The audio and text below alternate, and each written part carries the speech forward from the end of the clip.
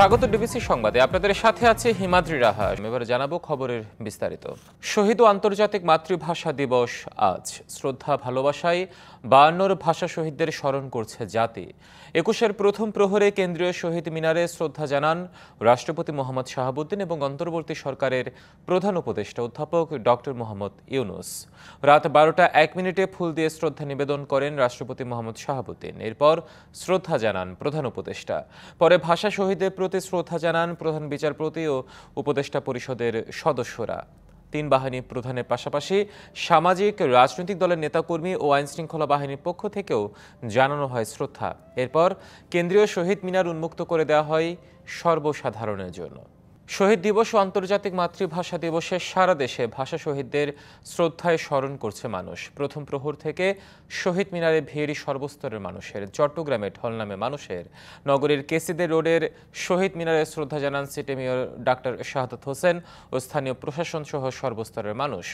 রাজশাহীতে শহীদ মিনারে বিভিন্ন শ্রেণী পেশার মানুষ ফুল দিয়ে ভাষা শহীদদের শ্রদ্ধা জানান। বরিশাল কেন্দ্রীয় শহীদ মিনারে ফুলের শ্রদ্ধা নিবেদন করেন মুক্তিযোদ্ধা, শিক্ষক, শিক্ষার্থী, প্রশাসনের কর্মকর্তা সহ বিভিন্ন শ্রেণী পেশার মানুষ। খুলনায় প্রথম প্রহরে সবার আগে শ্রদ্ধা জানান স্থানীয় মুক্তিযোদ্ধারা।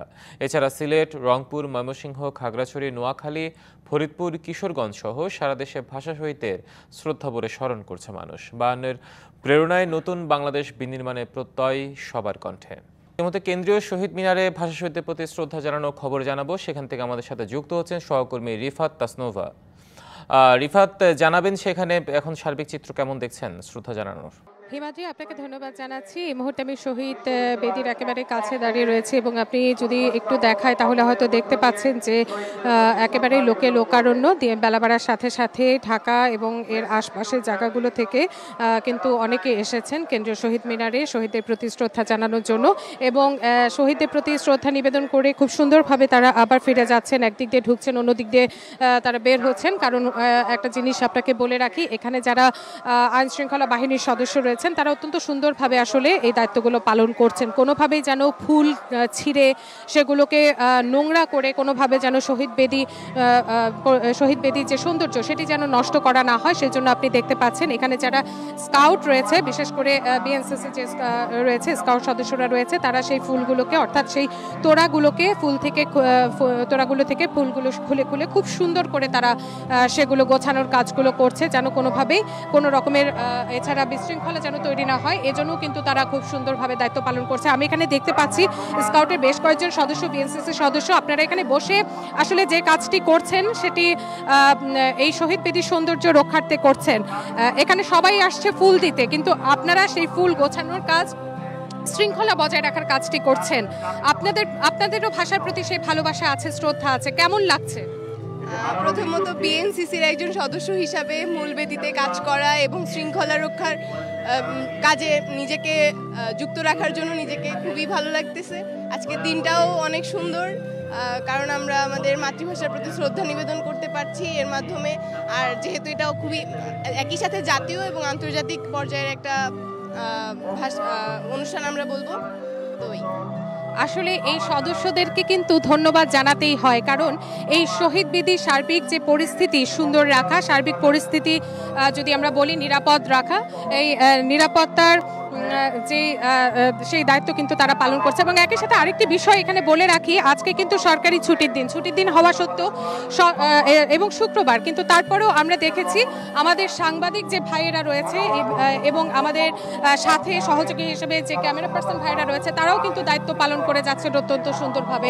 এখানে নানাভাবে দেখা যায় অনেকে শহীদ বেদিতে উঠে যেতে চাচ্ছেন, বিশৃঙ্খলা একটু ছবি তুলতে চাচ্ছেন, তাদেরকেও খুব সুন্দর করে তারা কিন্তু তাদেরকে বোঝাচ্ছেন এবং তাদেরকে নির্ধারিত জায়গায় থাকার জন্য ফুল দিয়ে এক দিক দিয়ে ঢুকে আরেক দিক দিয়ে বের হয়ে যাওয়ার জন্য তারা এই কাজগুলো খুব সুন্দরভাবে করে যাচ্ছেন। তো এই কিন্তু ছিল শহীদ মিনার থেকে আমার কাছে থাকা সবশেষ খবরাখবর। হিমাদ্রি। রিফাত, আপনাকে ধন্যবাদ আমাদের সাথে যুক্ত হওয়ার জন্য। ভাষা শহীদদের প্রতি শ্রদ্ধা জানিয়েছে বিএনপি। সকালে কেন্দ্রীয় শহীদ মিনারে শ্রদ্ধা নিবেদন করেন দলের নেতাকর্মীরা। ভাষা শহীদদের প্রতি শ্রদ্ধা জানানোর পর বিএনপির সিনিয়র যুগ্ম মহাসচিব রুহুল কবির রিজভী বলেন, 52-র 21-এর পথ ধরে বাঙালির স্বাধীনতা এসেছে। এদেশের মানুষের অধিকার আদায়ের আন্দোলন বিশ্ববাসীকে প্রেরণা জাগিয়েছে। ন্যায় বিচার, সাম্য, সমঅধিকার নিশ্চিত করতে দ্রুত একটি অবাধ সুষ্ঠু নির্বাচন আয়োজনের দাবি জানান রিজভী। বলেন, ধ্বংস হওয়া গণতন্ত্র, ভোটের অধিকার ফিরিয়ে দিতে দরকার দ্রুত ভোট আয়োজন। জাতীয় নির্বাচনের পরই স্থানীয় সরকার নির্বাচন দেওয়ার দাবি জানান তিনি।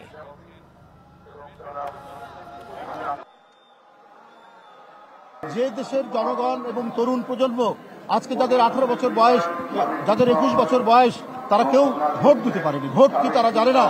কারণ 17 বছর ভোট হয়েছে আপনার চতুষ্পদ যন্ত্র দিয়ে ভোট কেন্দ্রে, 17 বছর ভোট হয়েছে দিনের ভোট রাত্রে করেছে। জনগণের মধ্যে আস্থা তৈরি করার জন্যই একটি অবাধ সুষ্ঠু নির্বাচন, একটি ইনক্লুসিভ নির্বাচন, সবার কাছে গ্রহণযোগ্য নির্বাচন, এটা নিশ্চিত করতে হবে। এটাই সরকারের দায়িত্ব। ঘোষণা থাকলেও সর্বত্র বাংলা ভাষার ব্যবহারে খুব একটা এগোনো যায়নি। এখন অফিস, আদালত কিংবা বাণিজ্যিক প্রতিষ্ঠানে প্রাধান্য পাচ্ছে ইংরেজি। বাংলায় রায় দেওয়ার প্রচলন কিছুটা বাড়লেও রয়েছে নানা প্রতিবন্ধকতা। বিশেষজ্ঞরা বলছেন, রাষ্ট্রীয় পদক্ষেপ ও সম্মিলিত প্রচেষ্টা না থাকলে বাংলা ভাষার প্রচলন বাড়ানো সম্ভব নয়। একই চাওয়ার কথা জানিয়ে আন্তর্জাতিক মাতৃভাষা ইনস্টিটিউট সর্বত্র বাংলা ভাষা প্রচলনে নানা উদ্যোগের কথা জানায়। ভাষা আন্দোলনের 73 বছরেও যেন উপেক্ষিত বাংলা ভাষা, দৃষ্টি ঘোরালেই ইংরেজির ছড়াছড়ি। অথচ উচ্চ আদালত থেকে বিভিন্ন প্রতিষ্ঠানের সাইনবোর্ড বা নামফলক বাংলায় লেখার নির্দেশনা রয়েছে, কিন্তু বিষয়টি মানছেন না অনেকেই। বিশেষজ্ঞরা বলছেন, বাংলা ভাষার প্রচলন বৃদ্ধিতে আইনের পাশাপাশি উৎসাহিত করতে হবে সবাইকে। সরকারি একটা প্রজ্ঞাপন হয়েছিল যে আমাদের দেশে এখন থেকে সমস্ত সাইনবোর্ড, যেটাকে আমরা বলি নাম ফলক, এই নাম ফলকগুলো যা আছে, সরকারি হোক বেসরকারি হোক, আমরা প্রথমে বাংলায় লিখব, তার নিচে ইংরেজি লিখব, এবং এটা বাধ্যতামূলক। সেই প্রজ্ঞাপন এখনও বাতিল হয়নি, কিন্তু সেই প্রজ্ঞাপন বাস্তবায়নের কোনো উদ্যোগ রাষ্ট্র নিয়েছে বলে আমার জানা নেই, কোনো সময় নাই, নেওয়া হয়নি। তার মানেটা কি? সরকারি প্রতিষ্ঠানে যেয়ে দেখেন তারা মানছে না, তাদের প্রতিষ্ঠানের জায়গার মধ্যে দিয়ে বড় বড় হরফে ইংরেজিতে লেখা রয়েছে, কিন্তু তার আগে আমার মাতৃভাষার সুন্দর হরফগুলো আমরা বাংলায় লিখতে পারি। পৃথিবীর বেশ কিছু দেশ আছে যেখানে কিন্তু নিজেদের রাষ্ট্রভাষাকে আইন করেই বাধ্যতামূলকভাবে নাগরিকদের উপর ব্যবহার করার জন্য জোর দেওয়া হয়। তো সেই ধরনের আপনারা আমাদের সরকারি দপ্তর, আদালত এবং ব্যাংক থেকে শুরু করে সব প্রতিষ্ঠানের মধ্যে এই বাধ্যবাধকতাটা তৈরি করা, মানসিকতার মধ্যে সে পরিবর্তনটা আনা যে আমার ভাষা ব্যবহারে আমার কোনো লজ্জা নেই, আমার ভাষা ব্যবহারে আমার কোনো সংকোচ নেই। তবে সবচেয়ে আলোচিত বিষয় আদালতের ইংরেজিতে রায় নিয়ে। নানা আলোচনা ও আহ্বানের পর শুরু হয় বাংলায় রায় ঘোষণা, যার প্রচলন কিছুটা বাড়লেও রয়েছে নানা জটিলতা। সুপ্রিম কোর্টের এই বাংলা প্রচলনের জন্য যে লজিস্টিক দরকার, যে সাপোর্ট দরকার, যে প্রস্তুতি দরকার, সেটি না করলে সেটি করা সম্ভব না। ইংরেজিতে যে রায়টা দেওয়া হয় সেটি কিন্তু সুপ্রিম কোর্টের এই অ্যাপসের মাধ্যমে বাংলা রায়টাই আপনি হাতে পেতে পারেন। কাজে এছাড়াও ইতিমধ্যে কিন্তু আগে যে 1-2 জন রায় দিতেন বাংলায়, এটার সংখ্যা কিন্তু আরো অনেক বেড়েছে। আমাদের এগুলোর পরিবর্তন ঘটাতে হলে আমাদের এই উঁচু মানের বাংলা জাজমেন্ট দেওয়ার জন্য আমাদের ট্রেনিং এর প্রয়োজন হবে, এবং সেই ক্ষেত্রে আমাদের ক্ষেত্র প্রস্তুত করতে হবে, নজিরগুলো ধীরে ধীরে ট্রান্সলেট করতে হবে। এটি একটি বড় ব্যাপার। আর সবচেয়ে বড় ব্যাপার মানসিক দন্যতা। আমরা মানসিকভাবে এমন সেটআপে পৌঁছে গিয়েছি যে ইংরেজি না হলে আমাদের একটা জায়গায় মনে হয় পৌঁছানো যাবে না।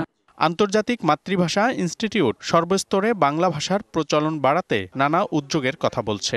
বাংলা ভাষা প্রচলন আইন হয়েছিল 1927 সালে, বাংলা ভাষা প্রচলন আইন নামে, মানে সর্বস্তরে যাতে বাংলা ভাষা ব্যবহৃত হয়, অফিস, আদালত, উচ্চ শিক্ষা ক্ষেত্রে সর্বত্র।